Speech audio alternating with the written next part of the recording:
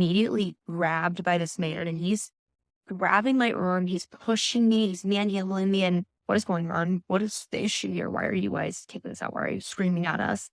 And also, why are you grabbing me and manhandling me and dragging me?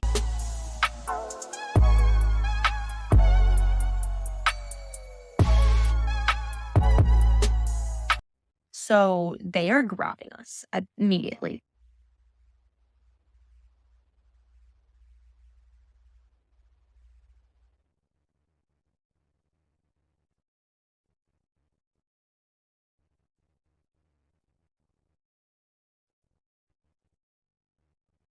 So they are grabbing us immediately. They don't even give us a chance to walk out on our own.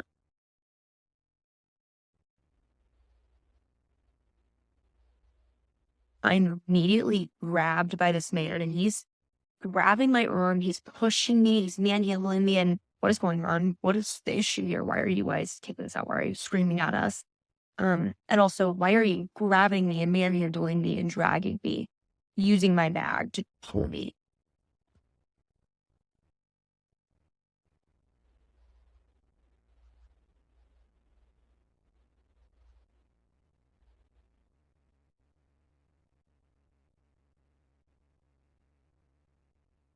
I'm just pushed down and sends me flying down the staircase. Hysterical at this point. I think I start to kind of yell, scream back at him, kind of push back at him, and he takes me a second time and shoves me again and sends me flying down the rest of the staircase.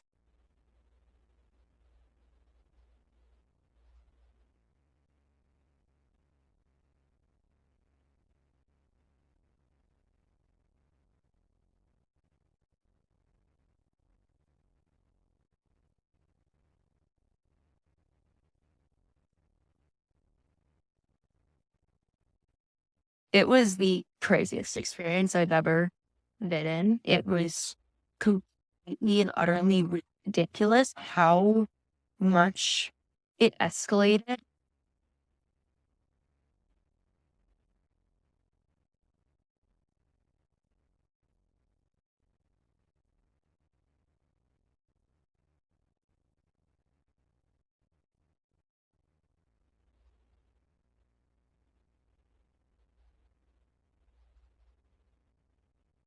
Why the fuck you lying? Why you always lying? Oh my god. White people. So the woman that you were able to see is by the name of Julia Reel, as in Reel. And you heard her explain that, hey, I was at this hotel, and then for no reason at all, these big, hulking, large, Herculean security guards, they just swooped in out of nowhere like Batman dropping a smoke bomb and decided, hey, we're going to rough you up. We're going to have our way. And she stated that the large security guy or guys snatched her pretty much by her hair, like a damsel in distress, and ragdolled her, directly through the hallway, right? Just roughing her up, right? Snatching her by her purse, like they were really trying to take, a bag of nickels from your old granny. And then she stated that at one point in time, before we got to the stairs, security, after getting done manhandling and dragging her through the hallway, stood her directly up and then just decided to, look 50 yards out and then try to launch her down the stairs to see if they can make that 40-yard mark. And through the explanation, the hotel did sort of a comparison or a side by side, allowed her to talk, and then showed the security camera footage.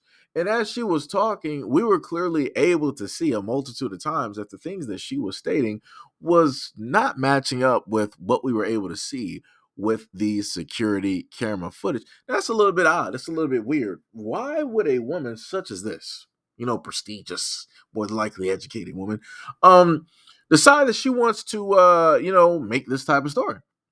Like I said, I'm just a little bit baffled. I'm just trying to figure out, just like everybody else on social media, because you got far too many people out here deciding that they want to cry wolf. And not only that, she was also walking with another person. I'm guessing it's, a friend, somebody that she's familiar with, right?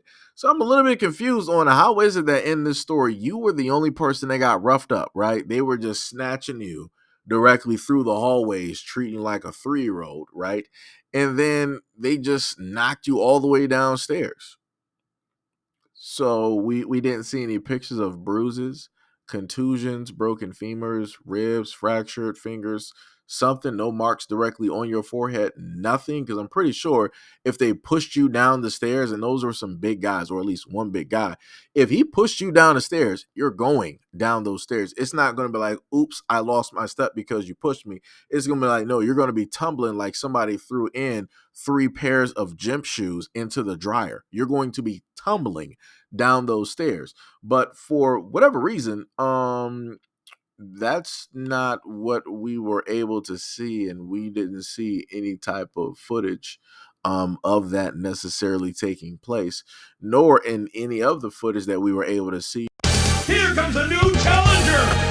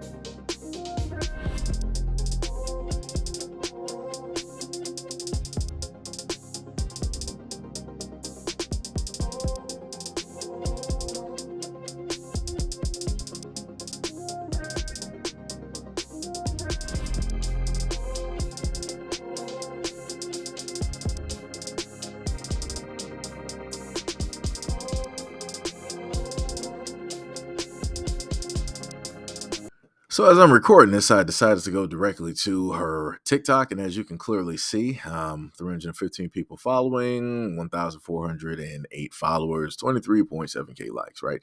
No bio yet, but she has that video directly up there. If she did have other videos specifically up there, and more than likely she did, all of those videos are pretty much gone, and the only video that is up there is this, and that's coming directly from the law firm, which is representing her. I find that quite interesting because when you go directly on TikTok, you see a whole bunch of people talking about this. You see, quite a few videos referring to this video. And I'm a little bit confused on why it is that you would clear out your whole TikTok just to place that one video directly up there. That's a little bit confusing to me. It wasn't like she, had a huge following base. It's not as if people were just going to be clamoring just to, go directly to the profile and this, that, and that. No, none of that is realistically going to be taking place. People are pretty much tired of a lot of the narratives that have, been spun. Now, again, going by the lawyers, they're stating that they have 100% the full evidence that is going to exonerate, the person that they are representing, and is going to really bring the truth to light. And then the lawyers made sure to state that, we need the public to hold back on any, type of blame or whatever their feelings may be. But were y'all telling people to do that when she released this video and people were receiving some type of, death threats? You have people leaving negative reviews because of her video. She didn't show any proof. She didn't give anybody a hint of anything. She didn't show any medical records. But now all of a sudden there's medical records. All of a sudden now. And then you're stating that there's a 2-minute discrepancy, of time that did not get shown. Again, if things did happen the way that she said that they happened, why not show people like, hey, I got lacerations here. I did have some head injuries or whatever. Why not show any of that information on social media as you're making this accusation against this business of which you do not own? Why not just show that proof? You could easily, we got the technology now where you can blur out quite a bit of stuff. But she opted again not to do any of that. But all of a sudden, by way of the lawyers' mouths, there are medical records. So I'm also trying to figure out by the lawyers' mouths when there was 2 women clear cut being escorted directly down the staircase. Who was that other woman? Was she with Julia? Is she a friend? Is she an acquaintance? And if so, what is her account of this story? And does she have a hospital stay or a visit? Does she have any medical records? Was she lobbed down the stairs? I'm just trying to figure out. I'm just trying to understand. Because it's amazing to me to see, women being able to go on social media and, use some type of fear-driven narrative in order to get money just for nothing at all. And to have people out there just automatically assuming and believing. Again, it would be great if these lawyers could also tell the people that followed Julia and her every single word, hanging on all of that, to reserve any negative commentary or threats to the business or the business owners. It's crazy to me that now the public, after giving a public opinion because one person decided to give their narrative from their side, now we're supposed to hold any type of judgment against her because the business, right, decided that they wanted to make a response and it's going against her narrative. And then because it went against her narrative, because I'm looking at videos directly on TikTok that got 155K views, 60 views, 1.3 million views, 3,000 views, 54K, 188 again, 300K, 35K, because I'm looking at other videos that got all of this type of viewership. Magically, she found a lawyer out of nowhere. She retained one real quick. I wonder what that bill is going to be looking like. I wonder how come Julia didn't start up a GoFundMe because, she was going through all this. And because we all know that there's going to be lawyer fees. We all know that there's going to be medical fees. So where is her GoFundMe at? Where is the place for people to go donate money? But then again, thinking back to another TikTok video, a woman stated that Julia seems to be pretty connected. So I'm not too surprised if that is the case. I'm not too surprised that she was able to retain a lawyer as quickly as she did, and she's not setting up a GoFundMe. That also speaks volumes within itself.